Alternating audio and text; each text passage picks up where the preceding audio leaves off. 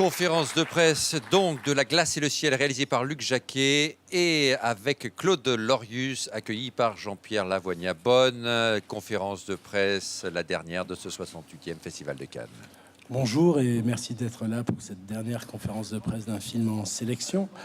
La glace et le ciel de Luc Jacquet. À cette table, Claude Lorius, dont le film raconte l'histoire, qui, depuis les années 50, étudie les glaces de l'Antarctique et essaye de percer les secrets du climat.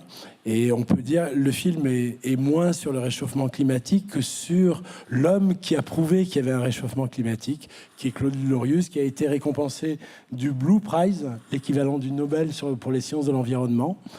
À ses côtés, au centre de la table, Luc Jacquet, qu'on ne présente plus depuis que La Marche de l'Empereur a fait le tour du monde triomphal qu'on sait, et qui lui a valu l'Oscar du meilleur documentaire. Luc Jacquet, la première question, qu'est-ce qui vous a donné envie de consacrer un film, non pas, justement, comme je disais, au réchauffement climatique, mais à l'homme qui a prouvé qu'il y avait un réchauffement climatique? Je crois que ça va être un peu difficile de parler de Claude alors qu'il est à côté de moi, un peu comme. Mais voilà, c'est l'exercice, c'est le jeu. Non, c'est l'aventure et c'est l'histoire incroyable de Claude qui, pour moi, est d'abord une histoire au sens où le cinéma peut l'entendre. Claude est parti en 56 à l'aventure. Et expédition polaire après expédition polaire, il a fait des découvertes incroyables, des rebondissements qui n'en finissaient pas, des conditions de travail absolument abominables. Hein. Je pense au travail à Vostok où il faisait moins 90. Des expéditions qui durent des mois, pour certaines des années.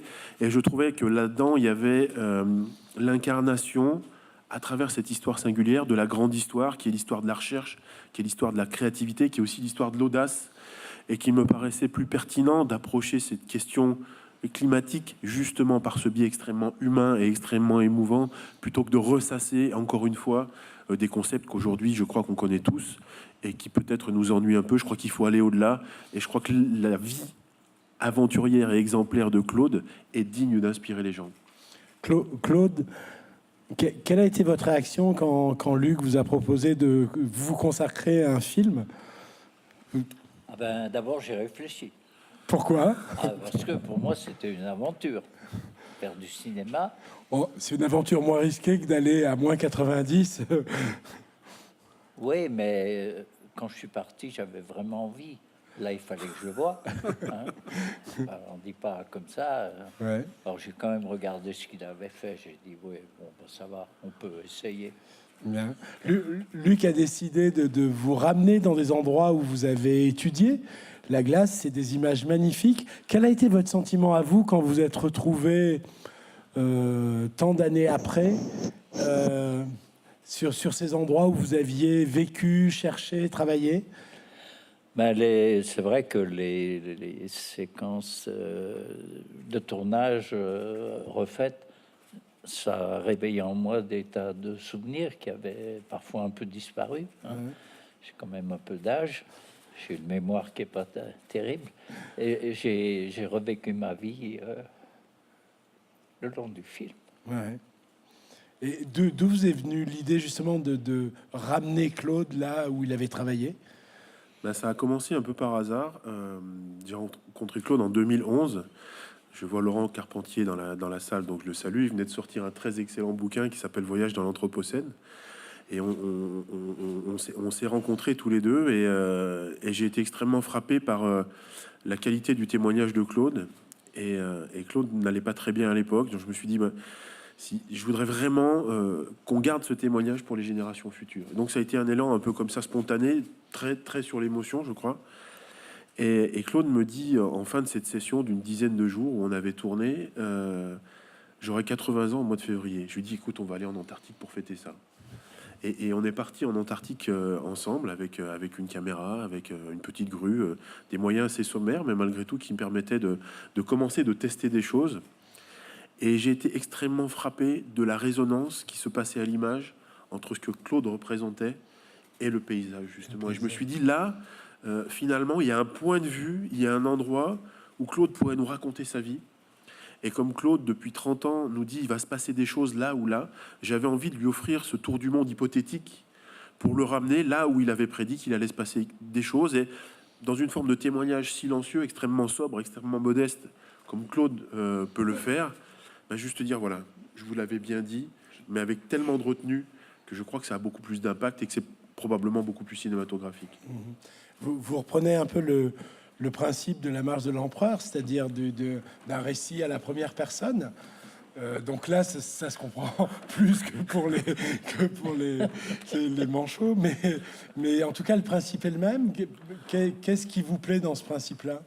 Moi, j'aime pas trop travailler sur l'idée de principe. J'ai toujours l'utopie, en tout cas, d'essayer de faire des choses un peu nouvelles, même si on sait tous que chaque réalisateur a ses manies. Moi, ce qui m'importe, c'est de passer l'émotion et de passer des sensations. C'est quelque chose qui revient de très loin, c'est-à-dire que pour moi, l'Antarctique, c'est quelque chose de pratiquement impossible à décrire, tellement c'est étrange, tellement c'est extrême, tellement ça vous emmène vers des ressentis qui sont absolument uniques. Et du coup, vous pouvez pas faire de description frontale. Vous êtes obligé de faire des tableaux qui sont impressionnistes, d'amener les choses par image, par approche, par métaphore. Et cette voix incarnée qui est aussi passeuse d'émotions, qui revendique ce qu'elle ressent au moment où elle le dit, est quelque chose de, pour moi, extrêmement important. Et c'était, dans le cas de Claude, absolument légitime, puisqu'on était vraiment dans ce récit sur le principe d'un homme se penche sur son passé, va nous raconter sa vie, va revisiter sa vie, puisque sa vie est exemplaire. Et pour moi, ce principe narratif était parfaitement justifié, quoi. Vous avez bénéficié d'images d'archives incroyables, c'est-à-dire qu'à l'époque où il part en expédition, il filme déjà, et ça rajoute beaucoup à la qualité et à la rareté du film, je trouve. C'est assez étonnant, effectivement. Ce film, l'histoire de ce film, c'est aussi l'histoire d'une chasse au trésor. Je savais qu'il y avait des caméras sur toutes les expéditions de Claude, mais je savais pas forcément où étaient les images. D'accord. Et on a avancé comme ça avec l'équipe de documentalistes du film. On a parfois avancé en disant, ah oui, on a une image, et dans cette image, on voit qu'il y a une caméra. Cette caméra, elle est probablement tenue par un Russe, donc il faut qu'on retourne là-bas. Et de proche en proche, comme ça, un peu comme une mosaïque, on a reconstitué toute l'histoire de Claude. Et c'est vrai que c'est saisissant de voir l'espace de la vie de quelqu'un, et je crois que c'est unique. Je crois que la fiction peut pas approcher ça. On a l'espace de la vie de quelqu'un. Je me souviens de ces images absolument incroyables de Claude sur ses premiers entraînements au Groenland avant qu'il parte en Antarctique.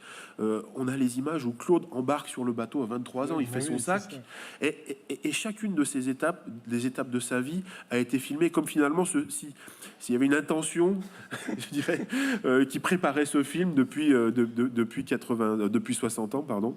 Et c'est vrai que ça a été un délice de travailler comme ça, parce que il y a aussi une force dans ces images. Ne pas oublier qu'on était à un moment donné de la conquête de l'Antarctique. Hein, les Russes, les Américains, les Français, plein de nations valorisaient aussi l'effort qu'ils étaient en train de produire sur ce continent-là. Et il y avait aussi les meilleurs cinéastes. Et je repense à ces images russes absolument incroyables qu'on a trouvées, où vous avez comme ça des mandibules, des attitudes qui sont parfaitement dans l'écriture de l'esthétique communiste de l'époque. Vous avez le cinéma américain beaucoup plus pragmatique, comme ça. Le cinéma français qu'on va qualifier d'extrêmement pragmatique. Et c'était extrêmement amusant, comme ça, de mélanger les différents styles, parce qu'il y avait une patine dans ces images qui était incroyable. Ah oui, bien sûr. Claude, moi, il y a une séquence j'aime beaucoup dans le film, qui est le moment où vous buvez du whisky et vous mettez de la glace que vous êtes allé chercher très loin sous la banquise dans votre whisky, et c'est juste en voyant les bulles d'air s'échapper de cette glace que vous vous dites, mais si on analyse ces bulles d'air, qu'est-ce qu'on va trouver? Et ça s'est vraiment passé comme ça? Oui, tout à fait. Il faut dire que j'avais déjà bu un petit coup. Autrement, jamais j'aurais eu cette étincelle. Et puis, pour passer de l'idée à la réalisation, ça a pris un peu de temps. Oui. Mais oui, c'est vrai. Qu'est-ce qui nous menace le plus aujourd'hui? Est-ce que vous pensez qu'avec un film comme ça, c'est aussi un appel à une prise de conscience, à une mobilisation? Ça c'est pour tous les deux. C'est pour tous les deux. Bah, qu'est-ce qu'on pense? Bon, tiens, on a fait ça. Ouais, non. C'est, oui. Non, moi, personnellement, je pense que c'est un devoir moral. Je suis extrêmement attaché à l'Antarctique. J'ai des enfants. Je rencontre beaucoup d'enfants par mon métier. Et je suis extrêmement touché par le fait de ces témoignages où je sens les jeunes générations démunies par ces questions-là. Elles sont finalement écrasantes. On leur laisse quelque chose avec lequel ils vont devoir vivre, sans forcément leur donner les outils pour comprendre. Et en tout cas, je pense que l'histoire de Claude, l'histoire de sa vie, qui a bien des égards exemplaires, est pour moi finalement une forme de stimulant, de dire regardez, l'aventure est possible. L'aventure de la science, c'est quelque chose de grandiose. Je pense que les images absolument épiques qu'on voit dans le film seront aussi stimuler les jeunes générations pour leur donner envie de prendre ce problème à bras-le-corps et d'aller y faire leur propre chemin aussi. Je crois que ça, c'est vraiment quelque chose d'intéressant. Et je crois que surtout, ne pas le faire quand on est cinéaste serait d'une certaine manière criminel. Donc voilà, et je crois que si chacun, d'ailleurs, je crois très profondément en ça. Je crois que si chacun prend ces questions-là à bras-le-corps, dans pas longtemps, ça sera plus des problèmes, ça sera probablement un terreau de créativité absolument incroyable. Et je crois qu'il faut juste faire ce switch-là, et tout va aller mieux très très vite. Claude, il a fait le switch. En quoi ça vous paraît essentiel justement de témoigner? Parce que on voit bien que c'est maintenant un souci pour beaucoup de gens, que part du président de la République jusqu'aux citoyens. C'est vraiment la question de maintenant. Et ce qui est nouveau, c'est l'urgence. On sait que c'est maintenant qu'il faudrait changer les choses. Et bien que sur ce problème, les gouvernements se soient rencontrés pendant des années, on n'a pas fait grand-chose. Donc, moi, j'ai confiance. Je pense que le film de Luc touchera le citoyen. D'accord. Il touchera le responsable. Quels sont les plus grands obstacles que vous avez dû surmonter tout au long de vos recherches et de vos travaux? Les plus grands, c'est par exemple passer un an avec deux compagnons quand on est jeune et que, ma foi, on n'a rien contre les jolies femmes et que on se trouve là-bas et donc 1 an et demi avant de rentrer au pays. Et la solitude, plus d'électricité, l'éolienne est tombée en panne, on peut plus communiquer. Donc ça, c'est une expérience marquante. L'autre chose peut-être qui m'a beaucoup frappé, c'est le fait que au temps de la guerre froide, j'ai pu obtenir les avions américains de l'US Navy pour m'emmener dans une base soviétique, Vostok, le pôle de froid de la Terre. Et ça, il y avait que la science pour pouvoir je sais pas. Non, il y avait un peu plus que la science.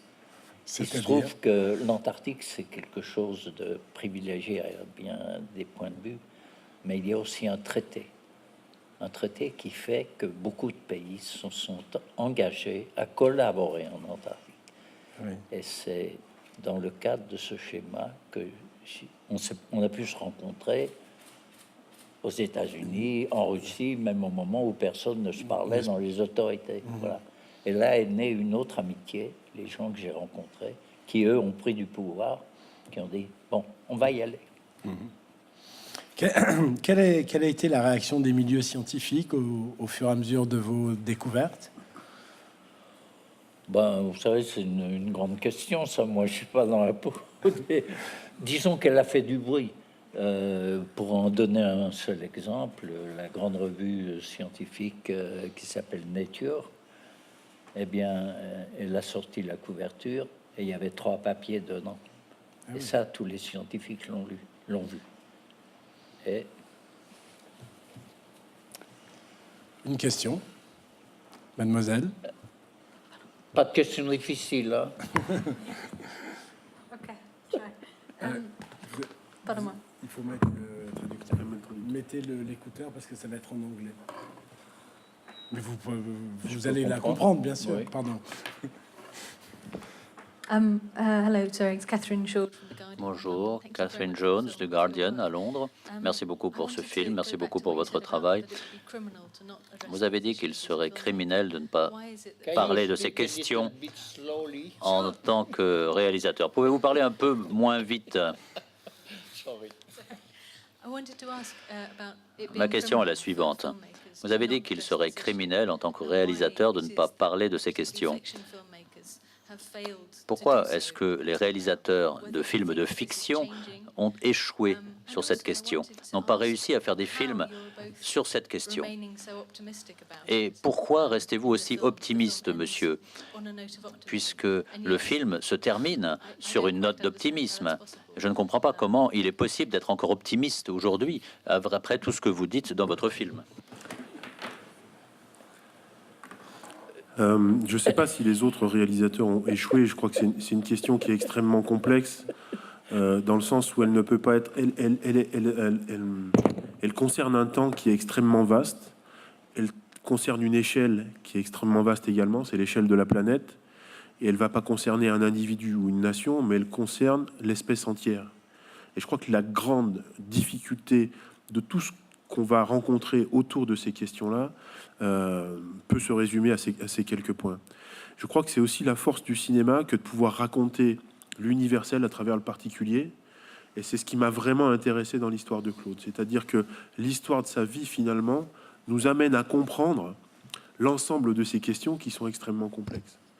Et pour moi, ce film est probablement le plus cinématographique que je n'ai jamais fait, puisque c'est vraiment dans ce sens-là qu'il a été tourné. Juste avant de laisser la parole à Claude, je dirais que il y a deux éléments. Moi, j'ai foi dans l'humanité profondément. Elle est capable du pire, mais elle est aussi capable du meilleur. Et c'est souvent juste après le pire qu'elle est le meilleur. Pardonnez-moi pour ce sophisme. Et aujourd'hui, on est dans une situation... Vous savez, quand vous êtes en Antarctique, vous êtes pris dans une tempête, vous ne vous posez pas la question s'il faut être optimiste ou pessimiste. Vous posez la question de vous en sortir et de sortir les gens dont vous avez la responsabilité avec vous.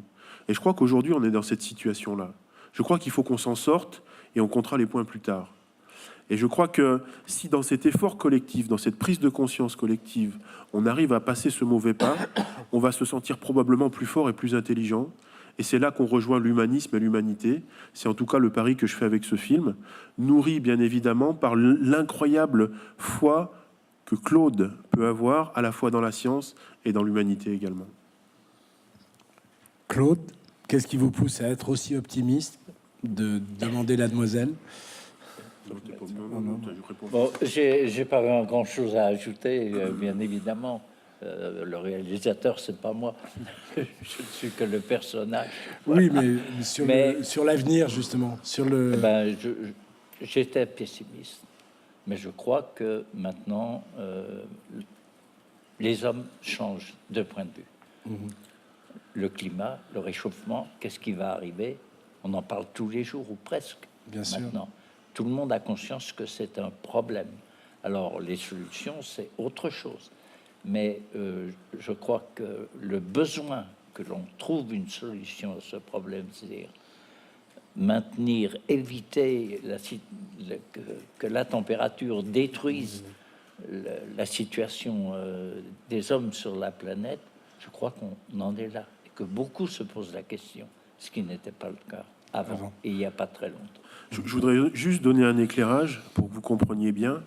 Quand Claude a sorti ses papiers il y a 30 ans, cette question-là, ce concept n'existait pas, d'une part, et d'autre part, il y avait un travail simplement pour le faire rentrer dans la tête des gens. Et je pense que moi, j'ai senti cette rupture en discutant beaucoup avec lui.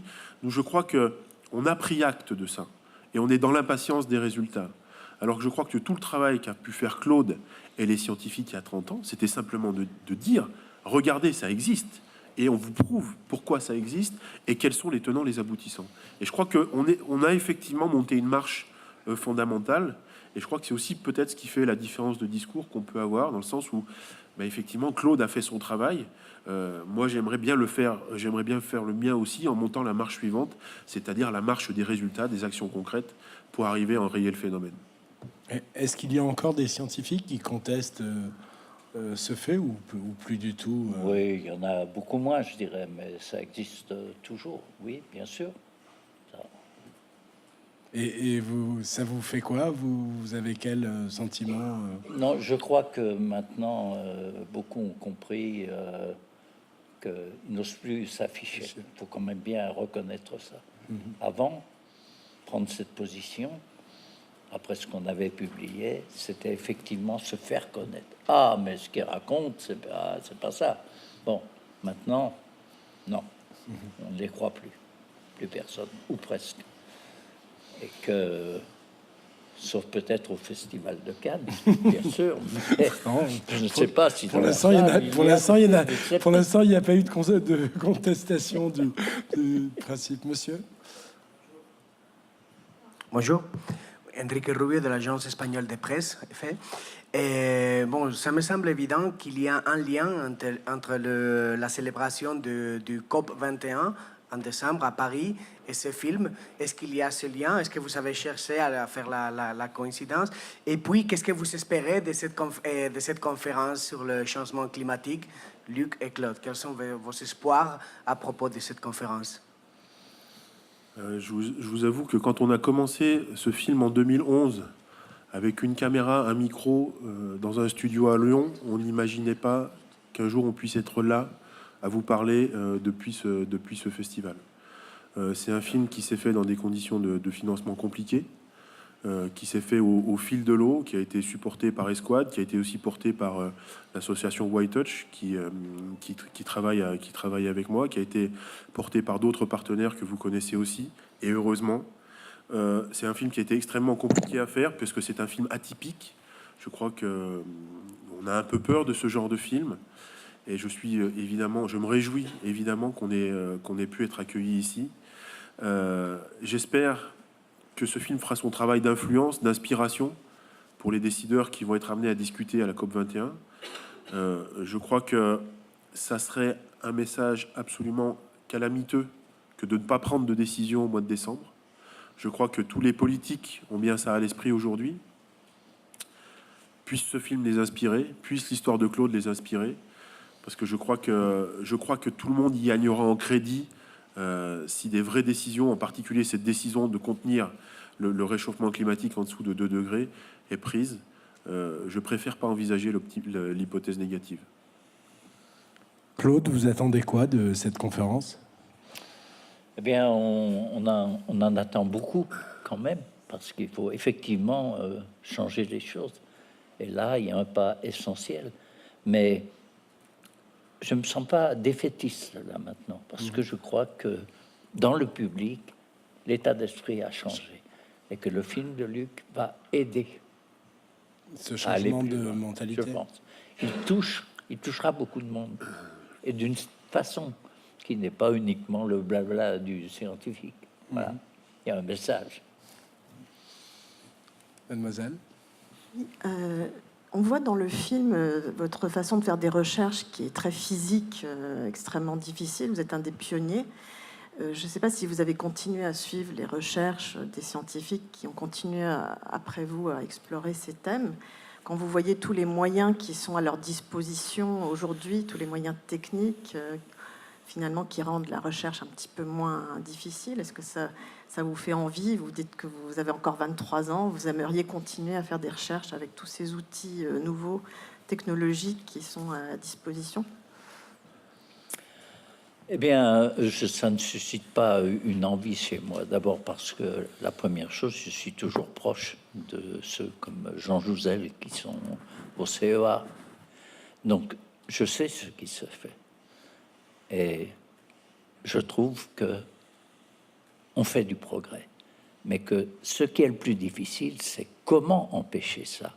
Et là, on touche à un autre genre de culture, je dirais, parce qu'on touche à la vie économique, et ça, c'est un domaine. En tout cas, le film sera présent lors de la réunion qui aura lieu en France internationale, bien sûr, sur le climat.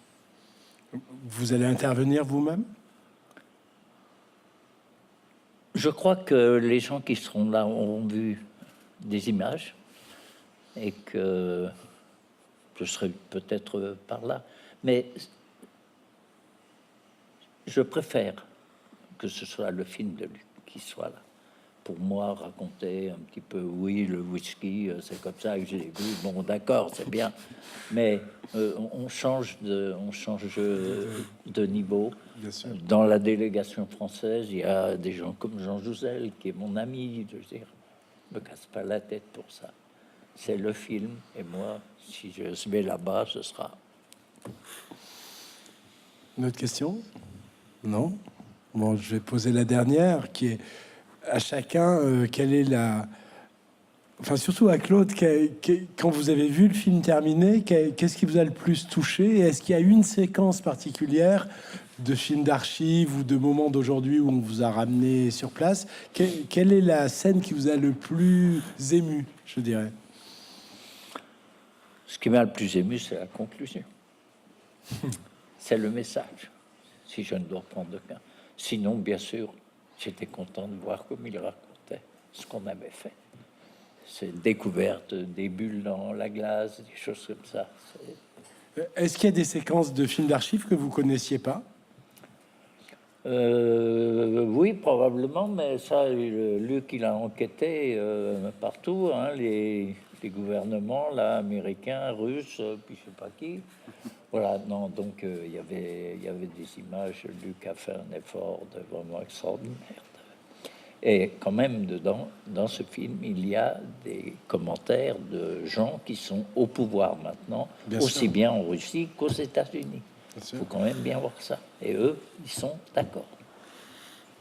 Luc, c'est une séquence particulière qui vous émeut le plus ou Moi, c'est probablement effectivement la séquence où Claude monte à bord du bateau. Il ne sait évidemment pas, comme chacun, ce qui va lui arriver. Et je trouve que cette séquence résume tout. Il est genou, il est en train de faire son sac, il est en train de mettre une caméra, il ne sait pas ce qu'il va en faire probablement. Et c'est effectivement quelque chose qui me touche beaucoup. Oui. Bien. Bah, écoutez, merci beaucoup et bravo pour le film et merci pour le film. Merci à vous.